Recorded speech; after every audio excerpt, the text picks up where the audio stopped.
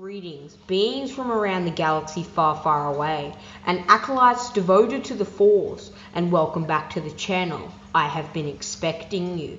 The sequel trilogy is considered by a multitude of the Star Wars fanbase to be the biggest disappointment and failure in the more modern Star Wars timeline, with many saying that Disney, after its takeover and buying from Star Wars from George Lucas, the original creator of the franchise, ruined Star Wars by introducing Rian Johnson into The Last Jedi, with many fans believing that Rian Johnson made a huge mistake by killing off Supreme Leader Snoke.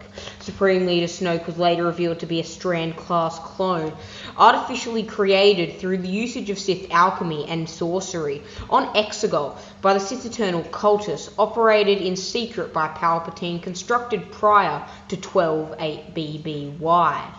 12 years before the Battle of Yavin. However, we here on the channel do not believe that the sequel trilogy is so much of a failure as all the Star Wars fanbase seems to make it out to be, as well as The Last Jedi, in my opinion, being one of the greatest movies to ever exist. I will later release a video on the top greatest movies of all time in the Star Wars franchise. So make sure you're attuned and the notification bell has been struck down in order for you to be notified when that video comes out. Today, my friends, we shall be delving in to the Supreme Leader of the First Order, being Snoke, and his tremendous skill and power in the dark side, and his natural force sensitivity.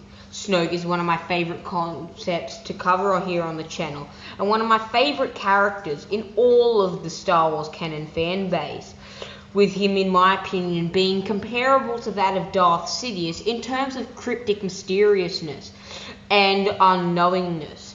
There was a lot of questions about Snoke before they were answered before his death in The Last Jedi, with many speculating him to be the thought to be dead Sith Lord Darth Plagueis, the master of Palpatine. Before we begin, acolytes, one quick note I would like to mention is that many of the archivists and knowledge seekers that delve into the infinite knowledge and indulge themselves in the power that our archives contain have not yet struck down to the subscribe button. If you desire to achieve the rank of master, I implore you to do so, as only through striking down the subscribe button will you learn the ways of the dark side and the light side. I will not make the same mistake that the Jedi made and only limit you to one side. All you must do is subscribe.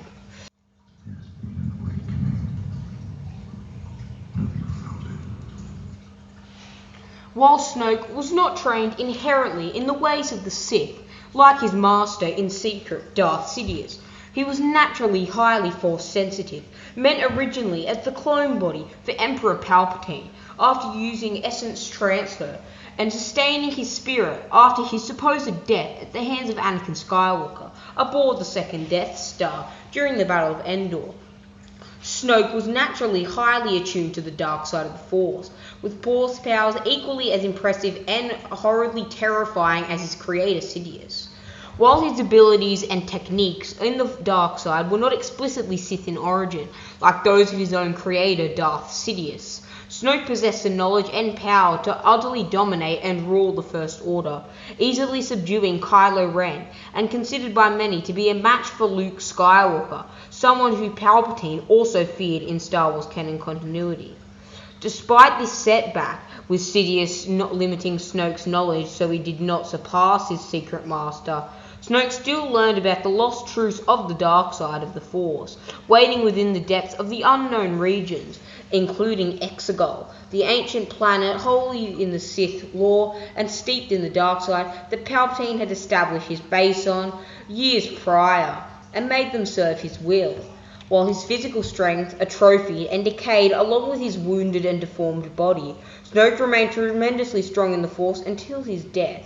Snoke mastered the ways of the dark side of the Force, including Force lightning, without being devoted to the Sith Order. His teachings blended traditions of both the light and the dark side of the Force. His mastery of it was so great that Snoke was capable of even exerting his power through the Force with the barest minimum of hand gestures. to devastating and catastrophic effect even from great distances. His abilities included Force Sense, telepathy, Force Choke, and utterly dominating telekinesis, all of which he possessed adept and utter mastery over. Like his apprentice, Snoke possessed the power of Mind Probe, but his skills, unlike Ren, were far greater, being the one who taught the latter such an ability, easily and effortlessly successfully employing it on both Rey and Kylo Ren prior to his demise aboard the Supremacy. Snoke's mastery of the Force and mind-reading capabilities even made him telepathically cognizant of Ren's thoughts, emotions, and motives, allowing him to sense the conflict boiling within his pupil as the light side attempted to retake and the dark side fought back. Snoke had tremendous skill in the mind reading through the Force, including the mind probe ability, invading Rey's mind to obtain his desired information, or ordinarily cognizant of Ren's emotions and intent. At the same time, it should be noted that Snoke was able to do this easily, merely extending his hand and raising Rey in the end as if it was child's play, while Ren, utilizing his full potential during The Force Awakens, could not get Rey to crack due to her natural Force sensitivity as being the granddaughter of Palpatine. As a master in the ways of the dark side of the Force, Snoke could conjure destructive Force lightning from his fingertips, a power he mastered immensely, to the point where he could fire it down at a metallically constructed surface and let it ricochet onto the intended target, as he did with Kylo Ren aboard the Supremacy upon accusing him of being a fake Dark Lord and not the legacy, inheriting the legacy that Darth Vader left behind. The effects of his lightning-based attacks were immensely painful and excruciating, as noted by Ren, who backed down in deference to Snoke's superior knowledge of the dark side. This is important, as Ren was immensely arrogant, and even in the face of Luke Skywalker, possibly the most powerful Jedi in Star Wars canon, besides Yoda at this time, fell down in submission to Snoke. This possibly implies that Snoke, according to Ren, was more powerful than Grandmaster Luke Skywalker at the time. Despite being a Force wielder of impressive and immense strength, Snoke was not as powerful as his creator, the Emperor Darth Sidious Sheev Palpatine. Though having mastered telepathy, Snoke's ability to communicate with an individual through the Force across great distances and even entire star systems was not as strong as that of his creator, and he was oblivious to the fact that he was semi-controlled by the more powerful master of the dark side. While Snoke possessed his own free will, Palpatine did control him and moved him around like a puppet, silently influencing his decisions through the Force, ultimately in a ploy to get Rey to Exegol so he could kill Snoke and inherit Rey's body as his decaying form on Exegol was beginning to wane.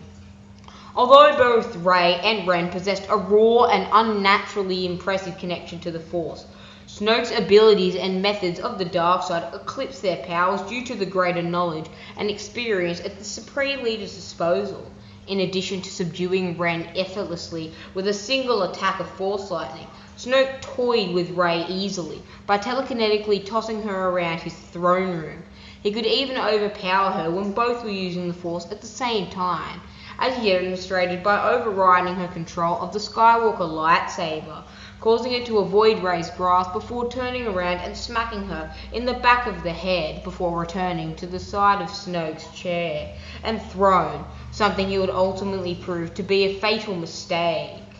This is important and crucial in the Star Wars continuity, as Rey and Kylo Ren possess possibly the greatest connection to the Force, besides that of their parents and relatives, that being Luke and Leia Skywalker and the Emperor, as well as Anakin Skywalker. This meant that Snoke had an above-average midichlorian count that could even eclipse 18,000. However, this is purely speculation. Snoke was able to conserve his powers, the connection of the two individuals, bonded through the Force with his powers, bonding Rey and Kylo Ren into a dyad, two that are one. The Supreme Leader's immense and vast knowledge and mastery of the Force provided him with the ability to influence the bridge shared between the minds of Rey and Ren, who, unbeknownst to them at the time in The Last Jedi, were a dyad in the Force, a unique bond stronger than life itself, that Sidious intended to play around with in order to sustain his dying corpse. Suspecting as much, Snoke manipulated their connection in order to lure Rey eventually to him. The two saw and heard each other despite being millions of light years away. As their bond deepened and slowly strained, they could even make physical contact with one another, just like Rey did with Kylo Ren when he told her what happened in Acto during night time before being interrupted by Luke Skywalker, who disrupted their Force vision, possibly stating that Snoke was weaker than Luke Skywalker. Through it all, both remained oblivious to Snoke's third-party influence until he outright revealed his manipulation of their connection during the battle on the Supremacy. Snoke was skilled in the use of telekinesis, which he demonstrated against other Force users with great proficiency, such as Kylo Ren and Rey. In the end, Snoke's visions and Force senses ultimately failed him.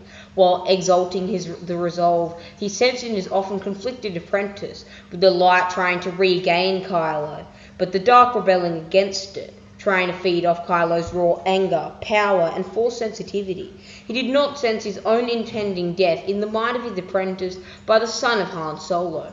Ren utilized Snoke's ability to read his every thought to his ultimate advantage, and outclassed the dark side adept, misdirecting his attention, which such a power failure eventually led to his demise by the hands of the Skywalker lightsaber.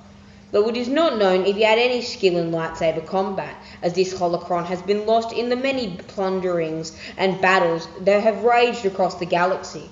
Snoke was noted many times as a warrior of prowess in his prime, having personally defeated and killed legions of adversaries over the long and immense span of his life, and being skilled enough to have survived an encounter with Grandmaster Luke Skywalker.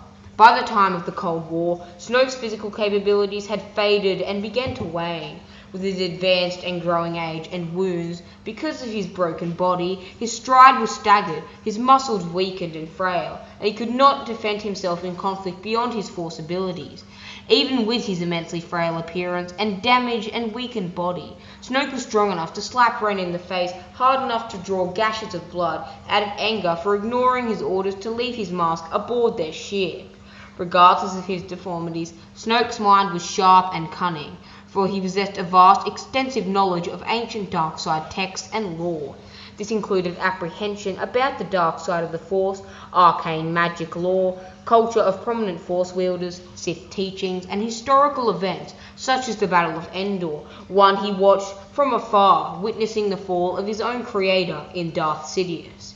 Well, my friends, that was the full power of the Supreme Leader of the First Order.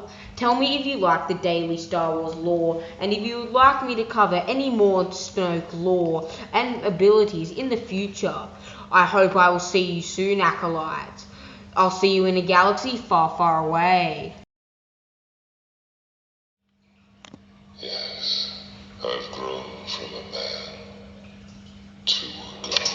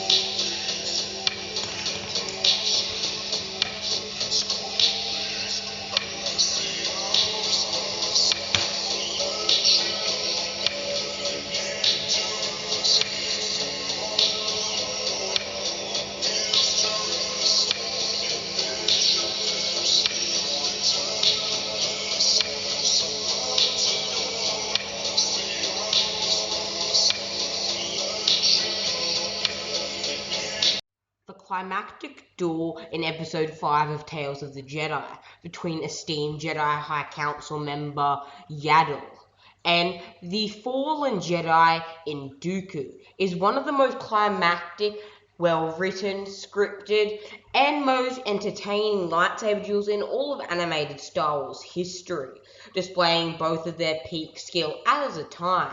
Of course, as we can see from the dual view of what Tales of the Jedi, Yaddle is easily overwhelmed by Dooku, with Dooku utilizing his many years of Makashi mastery, the dueling-centric variation of the forms of lightsaber combat, in order to overwhelm Yaddle.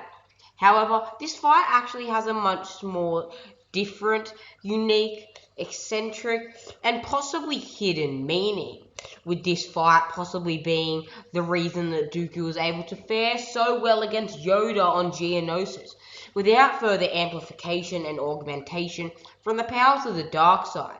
It should be noted that in this time, Dooku is roughly around 63 years old, meaning Mace Windu is around 40 years old, and Yoda is about 860 years old. To put it into a brief perspective, Dooku is quite clearly just shy of his actual physical prime, with his physical prime most likely emerging when he was 30, or at the very least 40 years old. Dooku's body is starting to wear, and as we would see, it would be his ultimate downfall in Revenge of the Sith, when he was unable to use Force augmentation in order to stop Anakin Skywalker from eventually slaughtering and beheading the Count in his final duel with the young prodigy. Well, my friends, let us commence and explain why this duel with Yaddle may have had a hidden meaning and inadvertently assisted Dooku in defeating and stalemating Grandmaster Yoda, the supreme avatar of the light himself. Count Dooku's lightsaber skills was such he was able to beat Mace Windu twice in a duel, was able to contend with and stalemate Yoda, conveniently due to the fact that he was actually taught in the art of lightsaber combat by Yoda. When Mace Windu was merely a Padawan, he was able to use his mastery of Makashi, the dueling-centric variation in Form 2, in order to disarm a fully fledged master. This allured and persisted any masters from taking Dooku as their apprentice, worried that Dooku's power would soon surpass their own, and his lightsaber skills would be such that only the Grand Master could stop him.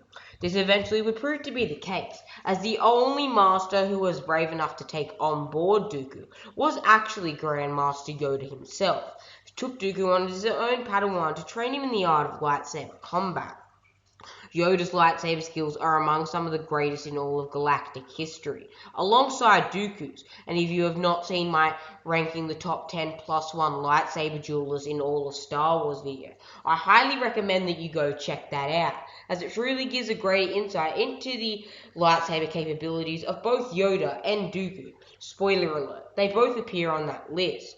Dooku's mastery of Makashi and over 70 years of studying the form made him one of the most formidable opponents to ever emerge in galactic history, on par with beings such as Mace Windu, Grandmaster Yoda himself, and some would argue Dooku is even the greatest lightsaber wielder in all of Star Wars canon. His lightsaber skills were so extensive that at a point after his duel on Yoda, his duel with Yoda on Geonosis eventually inspired genuine, unorthodox, and unprecedented fear within Darth Sidious. It should be noted that Darth Sidious, prior to the engagement, believed that he could easily outmatch Dooku in a duel, despite the Count's tenure as a Jedi for over 60 years and master of Makashi. Palpatine believed he could defeat him and Yoda as well, while Palpatine believed the Sith did not need lightsabers and had grown beyond the use of them. He wanted to be better than both Dooku and Yoda. However, during the duel on Geonosis, once Palpatine had received word that Dooku had managed to stalemate and possibly even cause trouble for the Grand Master of the Jedi Order himself, who Palpatine, among all the participants and lightsaber combatants in the galaxy, was most wary about dueling, and the one who he believed had the most possibility to defeat and supplant him as the best lightsaber duelist in the galaxy, had been able to contend with Dooku, and Dooku able to contend with Yoda in turn using the dark side, and his mastery of lightsaber combat truly shook Palpatine. This made Palpatine wary of his own lightsaber techniques, and while, like I said before, he did not think the Sith needed lightsabers, or the concept of lightsaber dueling, he wanted to be better, though he thought he didn't need to. This truly is a testament to the true skill and power of Count Dooku, and his 83 years as a Jedi, and eventually a Sith, and his tremendous life. The next thing we have to look at is Yaddle's own skill. Yaddle, of course, is the same species of enigmatic force users that belongs to Yoda's species. A species of short, long-lived, enigmatic, green-skinned aliens who are mysterious in nature and always seem to possess a high sensitivity and connection to the Force. Yaddle's power is not to be understated, as she was considered to have an even greater connection to the light side of the Force than even Grandmaster Yoda himself, something that many Jedi Masters truly believed, and a testament to her great power. Yaddle was able to commune with the spirits, and had a pure relationship with the light, even being able to, in legends in her death, create a shield that protected all of Coruscant, though incinerating her immediately. Yaddle's power is not to be understated, as she was able to go possibly months without food or water, an incredible testament and component to her immense power. So, you might be asking, going back to the main subject of this video, why did Dooku dueling, eventually beheading Yaddle, the green alien-skinned creature, and the female variant of Yoda's species, eventually end up aiding him in his duel against Yoda on the barren sands of Geonosis? Well, my friends, in short, Yaddle, in my opinion, is the closest combatant similar to Yoda, using acrobatic form 4, and using her acrobatics in order to launch around. Dooku, in my opinion, believed in that moment in Tales of the Jedi Episode 5, that if he was able to successfully defeat Yaddle and disarm her in a lightsaber duel and confrontation, then Dooku believed that he had the ability to take on Yoda. He believed that Yaddle was just his test, his first test, which his last one would culminate in fighting Yoda. Dooku believed that if he was able to defeat Yaddle, he could prey on the weaknesses and then exploit them during his duel with Yoda. However, in the end, we know Yoda was forced Dooku to flee, ultimately resulting in Anakin and Obi-Wan being saved, as Dooku had to use deception to get them out. Well, my friends, what did you think of this breakdown, and why Dooku killing Yaddle and dueling and defeating her in a sparring session and full-on lightsaber confrontation is so incredible to Star Wars lore? Goodbye, my friends, and I'll see you in a galaxy far, far away. Dark Lord Supreme Leader Snoke is an enigmatic, powerful, dark side user, and one of the most powerful beings in all of Star Wars lore, not affiliated with the Sith. Snoke's very creation as a strand-cast clone intended to heir the legacy and dark spirit of Emperor Sheev Palpatine after his inevitable death aboard the second Death Star at the hands of his own apprentice, Darth Vader, was imbued with the darkness, with Snoke being embedded with a sense of the dark side of the Force ever since he was born, with many people originally theorizing and hypothesizing that Snoke was actually conceived out of the darkness itself, and was a being to actually rival Darth Sidious himself in power at the time of his death in Return of the Jedi. However, despite this, and despite the fact that we saw Snoke over 5 years ago in 2015's Force Awakens for the very first time, there are still a lot we don't know about this enigmatic and mysterious Star Wars villain, and the eerie aura he provides, and what he truly is. So, join us as we take a ride through the First Order supremacy, journey through the ruin of the Supreme Leader's throne room, and venture to the clone operation facilities on Exegol, and figure out the true origins of Snoke. Today we are going to be reading a monologue, or a few paragraphs, from The Secrets of the Sith novel. The Secrets of the Sith novel is a novel that, in my opinion, paints the clear illustration depicting Snoke, his origin, and who he is. Novel is told in Palpatine's point of view, and shows his view on Snoke and essentially the entirety of the sequel trilogy. It picks up straight after his death at the Battle of Endor. With the Force as my guide, death would not be the final word in my story, but my fall would signal a necessary end to the Galactic Empire. If the vast and powerful forces I had accumulated could not perform their sworn duty and protect their own Emperor, they did not deserve to lay claim to this galaxy in my absence. For their failures, I would see them burn, and the galaxy along with them. Resistance, rebellion, defiance. These foolish notions gained strength in my absence. They could not be allowed to persist. As such, posthumous directives were delivered to the Imperial fleet via automated messages bearing my likeness. Operation Cinder was initiated, launching satellites to destroy key rebel planets as a final act of retribution. Soon, the remnants of my armada were united in one last battle above Jakku, unaware that they were being sacrificed as penance for the Nagillians. Would the Empire arise from existence, something new could rise in its place, and from beyond the grave, I would control its every move. As the Empire perished, I was born again. My consciousness transferred into a new body on Exegol. Alas, even all these years of its experimentation, the cloning techniques employed by my acolytes were inadequate. They could not create a vessel capable of containing my unfathomable power. Though my soul remained complete, the flesh designed to house it began to fail. To continue my plans for galactic domination, I would need a form worthy of my might. It was clear that this defective mortal shell would not be enough. My new body's deformities were severe, unable to leave Exegol. I would have to spread my influence across the galaxy through less direct means. As part of their genetic experiments, my followers had attempted to create another being that came to be known as Snoke. Although his body proved unworthy of containing my dark essence, Snoke's natural sensitivity to the Force would make him a powerful puppet nonetheless. Through my manipulation of Snoke, I began gathering forces, building an army capable of opposing the new republic that had risen in my absence. Through Snoke, I would make certain that the First Order would be mine to control.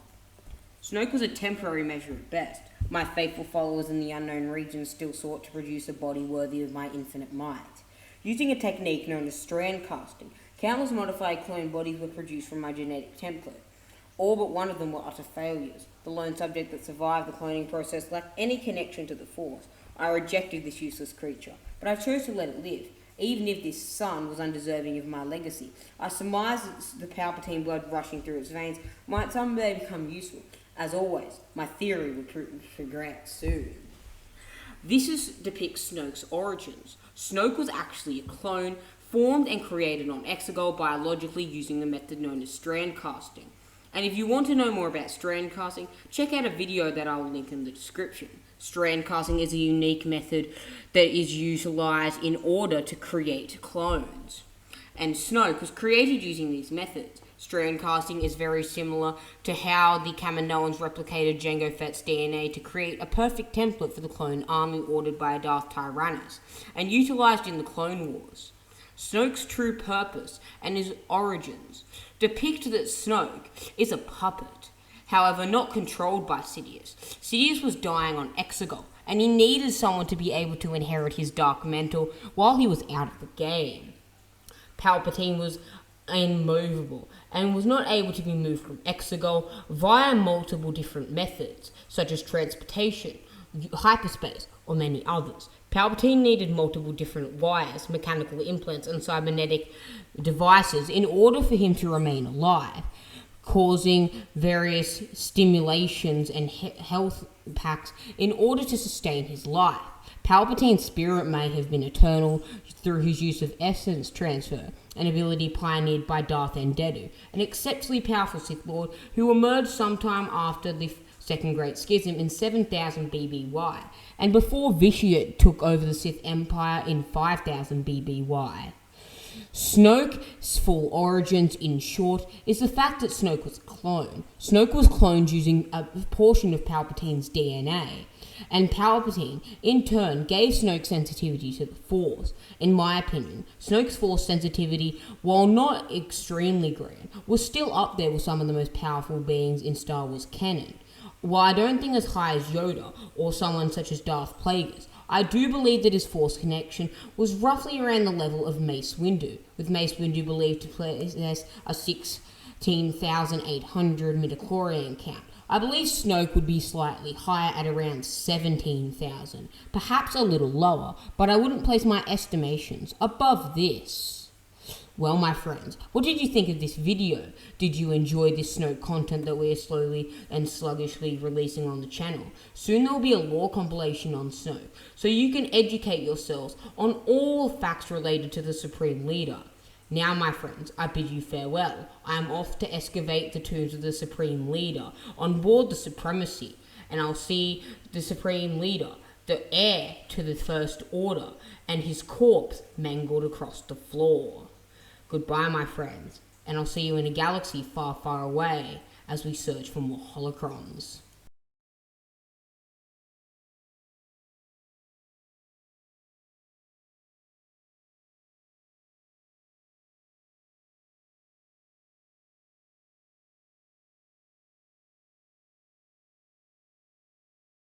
Greetings, acolytes of the Force, and welcome back to our archives. I have been expecting you. Today we'll be adding another video to the endless list of documents concerning Supreme Leader Snoke. Supreme Leader Snoke being one of the most mysterious, eerie, cryptic, and dark side imbued Force users we have seen in the canonical version of Star Wars. First seeming as a malevolent dictator and ruler of the First Order, Snoke ultimately panned out due to the work of Rian Johnson in The Last Jedi having Snoke killed off, to be actually Palpatine, speaking through a clone body that he had engineered using a process known as strand casting, a similar process that had been used by the Kaminoans to generate the clone army on Kamino all those years ago during the Clone Wars. However, what many may not know is that while Snoke was an independent being, but he was clearly a puppet of Palpatine. Snoke had his own mind, his own thoughts. He was still an independent being, despite being a clone of Sidious that Sidious deemed unfit to bear his dark power, due to the fact that a few hours after Sidious inherited the moniker Snoke and indulged himself within his body, he began to rapidly decay, giving Snoke the historic aging feel that everybody knows and loves. While Snoke is a very controversial character, I have covered him a few times on the channel, and do want to cover this in a video at least once. Snoke actually had a secret scheme that he was plotting behind his master's back. Sidious obviously did not have 24/7 in order to watch Snoke and probe his thoughts. Snoke was still his own independent being, and like any independent being, he has his plans. So today, we will be looking over Snoke, and how Snoke actually planned on defeating and killing Darth Sidious while he was stranded on Exegol. Warning, this does contain some published content from the Secrets of the Sith novelization. The Secrets of the Sith novel is one of the greatest Star Wars novels I've ever read, and I highly recommend that you read it. Starting off, we have something I believe that all Star Wars fans should know, which is a brief induction into the origin of Snoke. After Darth Sidious' ousting from the Galactic Empire position by Darth Vader, Sidious utilized one of the Sith Eternals and his genetic experiments to spread his influence across the galaxy through indirect methods. While he was forced to remain on Exegol to his situation, with his body rapidly decreasing, this was Snoke, a humanoid genetic strand cast that, like the Emperor's clone body, originated from the Sith Eternals' experimentation in attempts of extending Sidious's lifespan, and produced him a vessel worthy of housing the dark essence that was his spirit. During the reign of the Galactic Empire, through Snoke, and though he was naturally force-sensitive, Sidious deemed his body an unworthy vessel for housing his essence, but still found use for him as a puppet for his plans of restoring himself to power. Snoke eventually became Sidious's proxy in the First Order after his creation, a hermit state that began as the remnants of the Galactic Empire that escaped under the contingency and by extension helped ensure the faction that would be in control. Snoke grew to become the cruel dictator and supreme leader of the faction, and through manipulation of his puppet, Sidious gathered the forces that would go on to form the First Order's military. While under Snoke's guidance, the military developed into a technologically superior war machine over the one that under the Galactic Empire in the Death Star. In addition, while the First Order served as the military arm of the contingency, the Sith Eternals secretly served as a hidden spiritual heart, while none were aware that they were secretly controlled by the Sith. Many, including Leia, Luke Skywalker, Ben Solo, General Armitage Hux, and a few others including Rey and Finn knew that Snoke was Force sensitive and that he was highly dark side in nature. Now, let's move on to Snoke's concealed plan to overthrow Sidious. As you would recall, during the events of The Last Jedi and The Force Awakens, Snoke seems oddly intent on getting Rey to him. At first, this might seem due to Rey's latent Force sensitivity in relation to Palpatine, having a midichlorian count up there with beings such as Yoda, Darth Plagueis, and Mace Windu. Snoke would want to replace Ben Solo due to his unbalanced nature with Rey as his apprentice. However, this is not a case. Palpatine was extremely powerful with the Force, with a 20,000 midichlorian per cell average. But what bloodline is more Force sensitive than the Skywalkers? Despite the fact that Ben Solo had some flaws with him, Snoke believed that he could perfect them, due to the fact he thought that besides Luke Skywalker, seeing him as a rival, he was the most powerful Force user to ever grace the galaxy, and truly was exceptionally gifted in the Force. Snoke had a plan, a hidden scheme that he refused to share with everyone else. Snoke seems very intent on getting to Rey, and that was because he had peered into his master's mind. That's right, Sidious's own schemes had finally backfired on the Dark Lord. Sidious believed that he was beyond manipulation, something that he shared in common with his Padawan, Dooku, his second apprentice in Darth Tyrannus. Sidious believed that he was the master of manipulation, and no one would ever come close to his ability to resist it. However, he was not the case. Snoke used the connection between Sidious and Snoke in order to peer into his master's mind and see his plan. He saw his stranded, weakened, and crippled state on Exegol, as his body slowly decayed and deteriorated alone, while the Sith Eternal was slowly running out of time to create another clone body for the Emperor that they served. This is an incredibly important point, as though Snoke looked into Sidious's mind, he did not decide to dispatch a garrison or a fleet out to murder Sidious on Exegol. He saw it fit to become cocky, one of Snoke's primary weaknesses, as well as his arrogance. What Snoke did was Snoke tried to get to Rey, as he saw his master's plan as getting to Rey was the most vital thing. As if he got to Rey, Sidious believed he would be utterly able to convince Rey to join his side, to kill him, and then he would be able to reincarnate his spirit into a young body of a young Rey who had an equal, perhaps lesser, Force sensitivity to him, something that Sidious believed was at the top of his list for needs. The following monologue comes from the Secrets of the Sith in Palpatine's point of view. With the Force as my guide, death would not be the final word in my story, but my fall would signify a necessary end to the Empire. If the vast and powerful forces I'd gathered could not perform their sworn duty and protect their own Emperor, they did not deserve to lay claim to this galaxy in my absence. For their failures, I would see them burn, and the galaxy along with them. Resistance, rebellion, defiance. These foolish notions gained strength in my absence. They could not be allowed to persist. As such, posthumous directives were delivered to the Imperial fleet via automated messages. Bearing my likeness, Operation Cinder was initiated, launching satellites to destroy key rebel planets as a final act of retribution. Soon, the remnants of my armada were reunited in one last battle above the planet of Jakku, unaware that they were being sacrificed as penance for their Nagillians. With the Empire erased from existence, something new could rise in its place, and from beyond the grave, I would control its every move. As the Empire perished, I was born again, my consciousness transferred to a new body on Exegol. Alas, even years of experimentation, the cloning techniques employed by my acolytes were inadequate. They could not create a vessel capable of containing my unfathomable power, though my soul remained complete. The flesh designed to house it began to fail. To continue my plans for total galactic domination, I would need a form worthy of my might. It was clear that this defective mortal shell would not be enough. What you just heard is pure evidence that Sidious hated and loathed Snoke, as he was not able to hold his essence. But there is far more deeper meaning. Snoke wanted to get to Rey because Sidious wanted to get to Rey. Snoke saw that due to his arrogance, he saw that if Sidious was able to get rid of his vessel, if Sidious was just using Snoke as the puppet, which Snoke actually knew about, though he didn't know who it was on Exegol, he just knew it was a powerful Force user.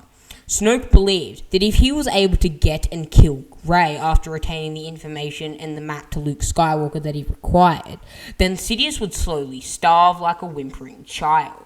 Sidious was dying on Exegol, slowly, and Snoke wanted to savor every moment he could to murder his hidden and concealed master. If Sidious did not get to Rey in time, then he would be out of options. He would die, and his spirit would be left helpless, entombed to the void for all eternity.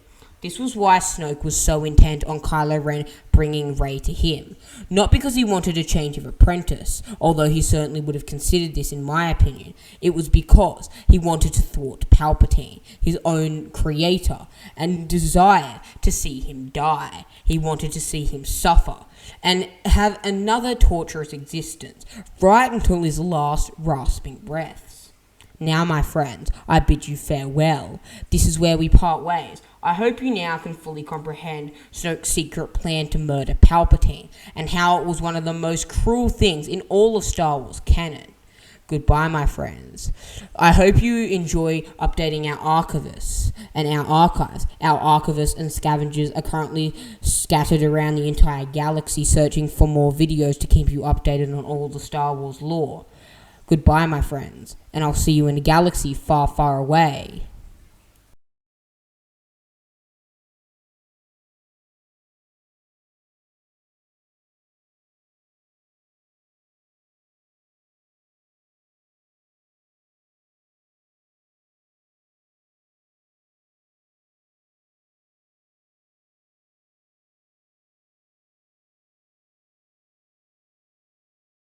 Supreme Leader Snoke was set up to be the overarching antagonist of the entirety of the sequel trilogy, despite his early dispatch in the movie The Last Jedi by Rian Johnson, who desired to make the fans not think what they were expecting and kill Snoke off, with J.J. Abrams obviously bringing Palpatine back because that was the last idea that he had. One of the more interesting and mystic and arcane ideas that I developed about Snoke during his tenure as a tyrannical Force user and dark side acolyte over the First Order was the gold ring that was worn upon his finger.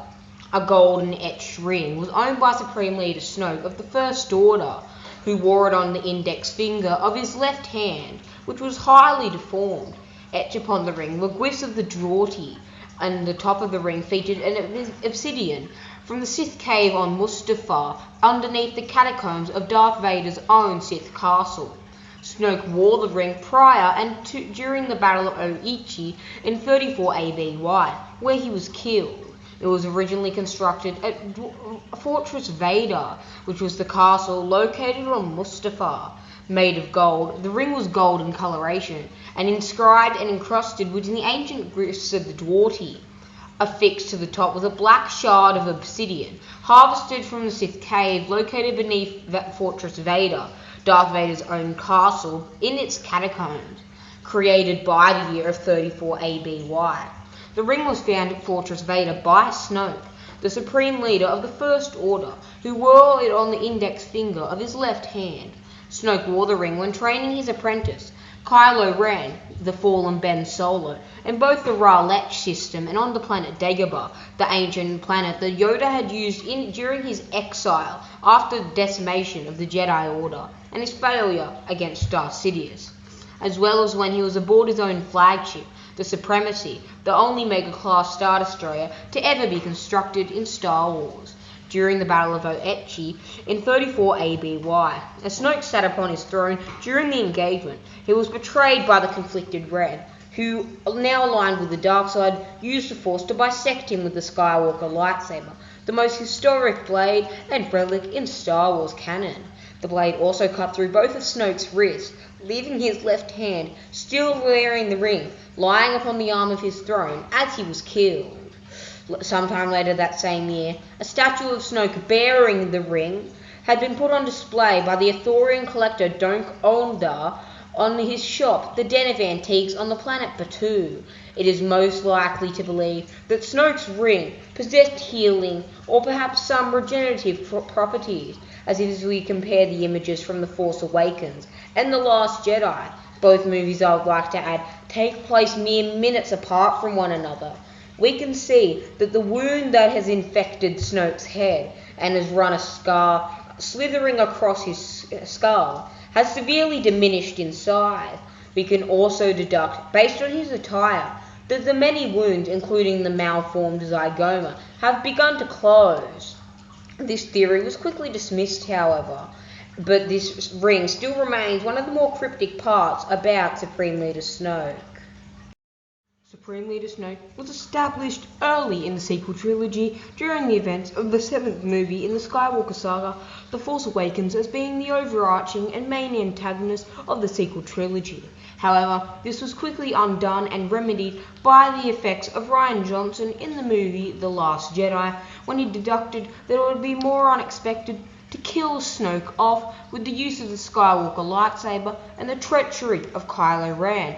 I am no means bad-mouthing Rian Johnson here, as I believe The Last Jedi is an incredible movie, despite the failure of Snoke. But what was Snoke, and how was he created on Exegol by the cultists employed by Darth Sidious? Join us, Acolytes, as we delve into a shorter video on a Strandcast clone. Alternatively known as a Strandcast, was an artificially formatted life form genetically engineered through the process known as strand casting, a formation of the cloning that the Kaminoans used to create the clone army, made with the DNA of the bounty hunter Jango Fett, the most legendary and skilled mercenary at the time. After the death of Darth Sidious at the event of the Battle of Endor at the hands of his apprentice Anakin Skywalker, the Sith Lord, utilizing the essence transferability seen so many times in Legends continuity and his Sith Eternal cult, engineered various strand carts on a distant world on Exegol in the unknown regions for the reborn spirit of the Sith Lord, including Supreme Leader Snoke and Dathan, who would go on to be the father of Rey and the son of Palpatine, whereas Snoke was a genetic strandcast who possessed an unusually and innate powerful connection to the Force and an ability to touch the dark side. The father of Rey was an ordinary human, despite being cloned from Sidious's own template, and meant to inhabit and sustain his immense 21,000 midichlorians per cell. His daughter was nonetheless Force-sensitive through her birth as an offspring of the Palpatine bloodline. Strandcasts were genetically engineered life forms, a type of hybrid clone specimen that was an artificial genetic construct. They were created through a version of cloning process called strand casting, by adding the genes of other specimens to the base template. The original host's genetic code was significantly altered to produce a not quite identical modified clone, otherwise known as strandcasts. Despite their origins, strandcasts were still capable of exerting free will over their subjects. Using a technique known as strand casting, countless modifying clone bodies were produced from my genetic template. All but one of them were utter failures. The lone survivor of the cloning process, however, lacked any connection to the Force. The analogue that I have just recited came from The Secrets of the Sith novelization, which I believe is an incredible book and one of the greatest Star Wars informative texts to ever live. Strand casting was known to cause various genetic flaws, producing defective and unhealthy specimens through trial and error. Consequently, it had a high mortality rate, and nearly all of Darth Sidious's modified clones, despite his dark side powers, failing to survive the cloning process. A significant flaw present in the genetic technology was that using the base template of a Force-sensitive did not necessarily or automatically ensure that the resulting strandcast would inherit its protagonist's connection to the Force, such as Palpatine did with Dathan, his son. Nevertheless, it was possible to deliberately create a strandcast who possessed strong Force powers, such as Snoke. It could also be replicated to create multiple genetic copies. You talk about fear, but even now you forget where it all begins. With pain, the scalpel of creation. I used it to make all of these things. I can use it to make anything. Such words were uttered by Sheev Palpatine to his apprentice Darth Vader upon discovering Exegol. Strandcasts were grown in Gene Farms, the Sith Citadel present on Exegol, an ancient stronghold steeped in the dark side of the Force, present in the unknown regions. Housed several vats of Strandcasts created through the experimentations of Darth Sidious, the Sith Lord who ruled and governed the galaxy as Galactic Emperor Sheev Palpatine, having long coveted the ability of immortality, an ability that his own master Darth Plagueis had been nigh so close to achieving, but was killed before he had the chance. The Emperor sought to transfer his consciousness to a new body in the event of his death in the original body. The artificial specimens that he created lived in a state of intense and undying agony. Around 3 or 4 ABY, Sidious's program was discovered by his Sith apprentice, Dark Lord of the Sith, Darth Vader. Although Vader defeated a cicada of his Sith Master's creations, Sidious maintained that any of them would be capable of replacing his apprentice at any time. Around 9 BBY, the Mandalorian bounty hunter Din Djarin became the caretaker of Grogu, a mysterious alien foundling who was strong with the Force, like his predecessor in Yoda. Djarin believed the child could possibly be a strandcast of Yoda. Quill and Ugnaught, who worked in Gene Farms, thought that Grogu looked too evolved and too ugly to be a genetic construct of the Grand Master. Well, students of the Force, I hope you are thoroughly entertained and learn something new in the embrace of knowledge that our channel provides. Be sure to scour our channel's archives for more videos about clones, Snoke, the Sith, the Jedi, and many other ideologies.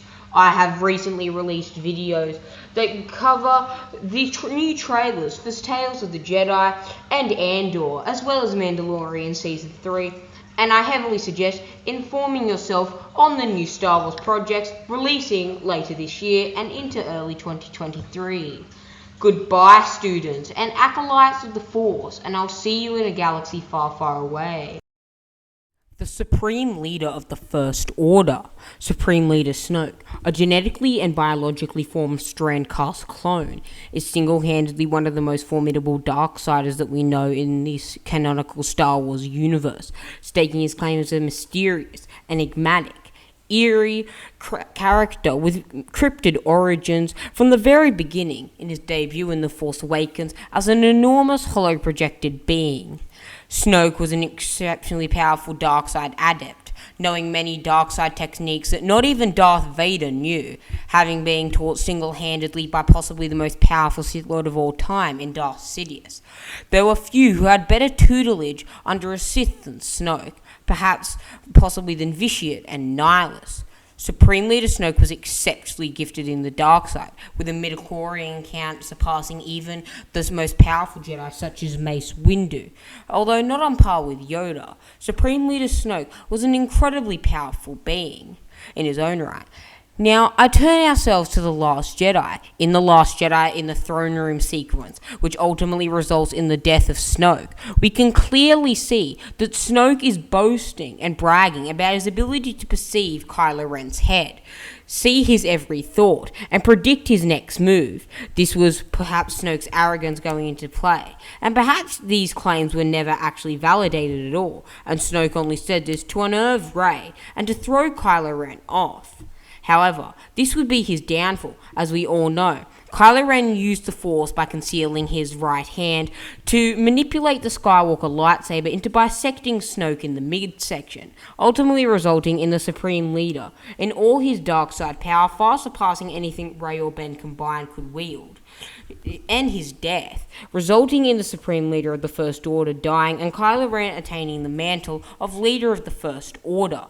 So, how is Snoke, in all his prediction and mind-probing ability, beyond possibly anything we had ever seen in all of the Star Wars universe, capable to peer into others' thoughts? Why was Snoke unable to see Kylo Ren about to backstab him? Why could he not see and detect the slither of light that remained within Ben Solo? Are you ready, my friends? As today we are exploring the ruins of the Supremacy, voyaging into the depths of unknown space, in order to uncover how did Snoke not detect his imminent death. Are you ready, my friends? Let's open this holocron about the First Order. Starting off, we have to lay down the ground of this scene. We see Rey being brought in custody towards Snoke within his throne room. Snoke's throne room highly resembles Palpatine's, possibly a coincidence, as we will later figure out that Palpatine's throne room was actually designed with the purpose of building Snoke's throne room. Snoke's throne room was built off the design, but not identical to the design of Palpatine's. Snoke begins on telekinetically manipulating the Skywalker lightsaber to hit Rey in the back of the head after she attempts to forcibly take it and sever the Supreme Leader in half. Snoke continues to telekinetically use the Force to toy with Rey, even using Mind Probe on her, an ability that we have never seen matched in all of Star Wars history, canon or legends, to Snoke's level of potency. Snoke uses Mind Probe in order to dominate Rey's seemingly indomitable will, perceiving the location of Luke Skywalker on Ahch-To, the island, the Prime Jedi, Mosaic, and every single thing that Rey saw on Ahch-To. Seeing Luke Skywalker's disbelief in the philosophy led by the Jedi and their ideologies. Snoke responds saying that he did not believe Skywalker could be so wise, and that he wanted to give the Jedi Order and Skywalker what they desire, their death. Snoke then continues to brag to Rey, with Rey running over, and also seeing using the Force. Snoke continues to use the Force to toy with Rey and telekinetically manipulate her, moving her over to a hologram that depicts the Resistance' slow, agonizing death, with the First Order blaster cannons and turbo lasers shooting off blast after blast to explode the Resistance transport with no weapons or shields to defend themselves. Snoke then ragdolls Rey back in front of him after Rey uses the Force to grab Kylo Ren's lightsaber and attempts to sever the Supreme Leader's ringed hand. Then we get into the real part of Snoke's death. We can see that Snoke continues to praise Kylo Ren, using titles such as Son of Darkness, heir apparent to Lord Vader, and complimenting him, saying that where he saw weakness there was strength, and that there was no conflict between the light and the dark side within the young Ben Solo. This would prove to be Snoke's fatal downfall, as he can easily and effortlessly peer through Kylo Ren's mind. But what he didn't consider was that Kylo Ren was working against him, and not against Rey. This ultimately results in Snoke's death, as we have seen in The Last Jedi. And if you haven't seen The Last Jedi, I'm seriously concerned about you. Snoke is severed through the midsection, but how did this play out? What actually happened was Snoke was right. Snoke was looking for any detection of the light side signature that he had sensed within Ben Solo after murdering his father, and the guilt he felt. It is true, Kylo Ren still felt guilt, but he cloaked it using the dark side of the Force. Snoke was looking for the light side spark that continues to grow every time he mules over the death of his father, every time he thinks about his mother and his uncle. He has nothing, he wants to hate them. He wants nothing but to hate them, but he can't. This is the light that Snoke senses, but Snoke doesn't sense it in this moment because it is not there. Ren is still very much a dark side user, but it is a dark side user working against Snoke. Ren believes that Snoke is merely a puppet master and wants to test the Supreme Leader's power, in many ways borrowing very many philosophies from the Rule of Two, killing his master. The reason Snoke did not sense it is because Ren did not want him to sense it. He used the Force to suppress it. Ren was very much a dark side user. And Snoke could tell this. He peered into his thoughts and saw that Ren was aligned with the darkness, with not even a spark of light to guide him. And yet, with all his wisdom, he could not perceive that Ren was working against him. He got cocky. He believed that he could not be beaten, that he could not be betrayed. He saw that Ren was aligned with the darkness and believed that must mean he was aligned with him. Oh, how far Snoke had fallen. He had gotten cocky, arrogant. This was actually orchestrated by Darth Sidious, as the Secrets of the Sith novel states, stating that Palpatine actually orchestrated Snoke's death as a way of disallowing Snoke to kill Rey, as if Snoke murdered Rey, or Kylo murdered Rey. Then in the end, Palpatine would die on Exegol, alone, without a clone body to inhabit, despite the fruitless efforts of the Sith Eternal. Well, my friend, what did you think of this video? Snoke is a very complex character that I hope to visit later in the channel, and I'm soon going to compile a lore compilation about him. I just need to upload a few more videos relating to the Supreme Leader before I have enough content to compile into roughly an hour and a half long video. Goodbye, my friends, and I'll see you in a galaxy far, far away, perhaps lurking around the ruins of the Supremacy.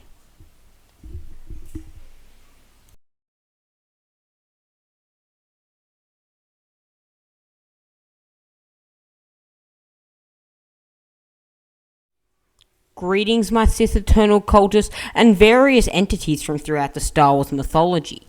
My name is Star Wars Brainbusters, and today I'm about to abduct you into a new story about Snoke. Snoke being a topic we love to cover here on the channel.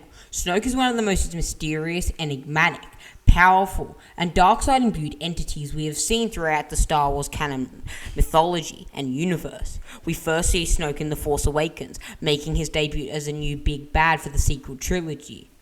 Although this would be altered halfway through the trilogy by Rian Johnson in The Last Jedi, with Snoke's unsuspecting death. Snoke was an exceptionally powerful dark side wielder who was originally forged as a Strandcast clone in order to embody Emperor Palpatine's will and report on the galaxy's deeds while he was inactive on Exegol and while his Sith Eternal cultists, the beings he trusted more than anyone in the entire galaxy at the time, even above Darth Vader during the reign of the Galactic Empire, was actually working on a clone body in order to build Palpatine into a new empire. Throughout the sequel trilogy, we can see that there is one character that Snoke admires above all else, that being Darth Vader. Darth Vader obviously being one of the most brutal and ferocious tyrants to ever terrorize the Sith Order and the galaxy at large. Darth Vader truly scorched his mark into a burning galaxy once the Galactic Empire ascended to power and prominence, with him killing more Jedi reportedly than any other killer in history. Mainly with his lightsaber, Vader was speculated to have killed hundreds of Jedi, killing nearly all Jedi, I should say, that survived the Great Jedi Purge, murdering them viciously and mercilessly, attempting to get back and make the Order that wronged him feel a small fragment of the sacrifice that he had to make, and have them die, writhing in pain at his feet. But why did Snoke have this infatuation with the ideologies, image, and power of Darth Vader? Well, today we are going to be answering this very question as we search the ruins of the Supremacy, open up ancient Sith holocrons on Exegol, and interrogate the Sith Eternal cultists on why Snoke held such a deep, lore-infested fascination with one Darth Vader. To this, we will have to look towards a quote that Snoke says himself about Darth Vader and the Galactic Empire in general.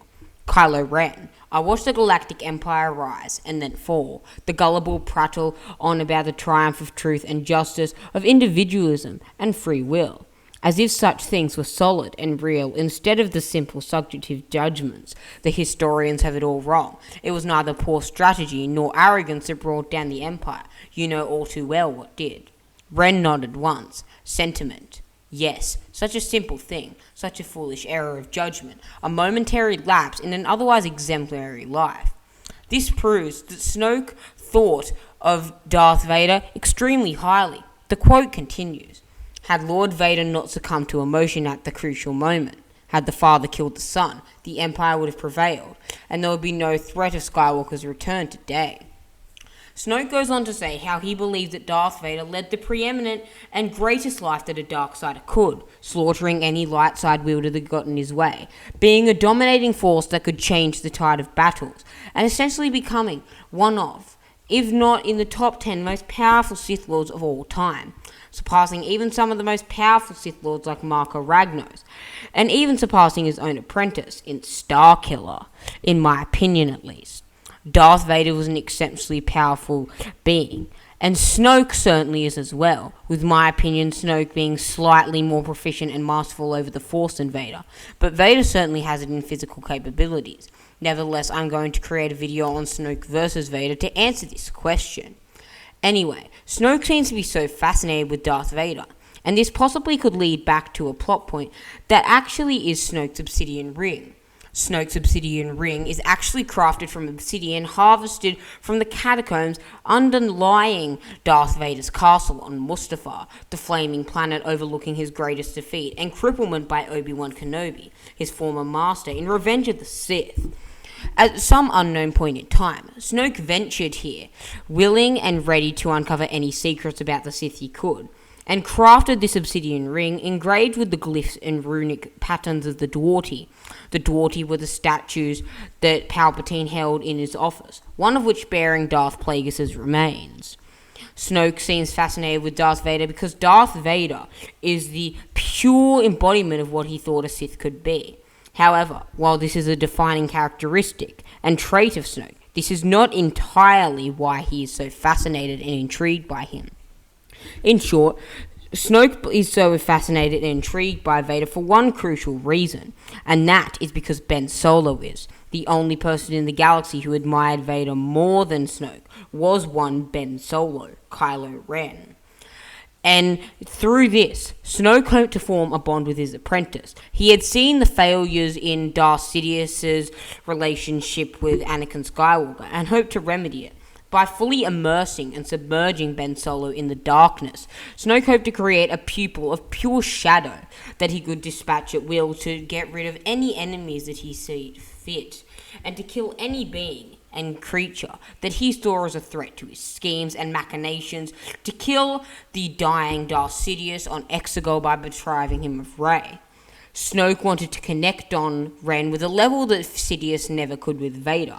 Although Sidious acted like a father figure to Anakin during the time of the Clone Wars and his most troubling days, it would be nothing compared to how Sidious would treat his so-called friend in the Galactic Empire's reign. Sidious would treat Vader almost as a lapdog, a failure, a creature that detested him, that he loathed. Sidious would call him friend in order to offend him. Vader had lost everything, and now all he was clinging on to was the Emperor. The Emperor knew this, exploited every single moment, and multiple times highlighted the fact that he would much rather have a much younger, more powerful apprentice, especially when Darth Vader came close to betraying him. Well, my friends, this is the reason that Snoke was so fascinated and intrigued by Darth Vader. I hope that you have enjoyed this video, and will tune in for more of my content soon. We're almost on the road to the final installment before I can compile the Snoke lore compilation, which will be over an hour long. Goodbye, my friends. This is where I bid you farewell. Adorn yourself in your golden Kahat robes, and ensure that you have your lightsaber adorned to your belt. There will be blood as we track our way through the marshes of space.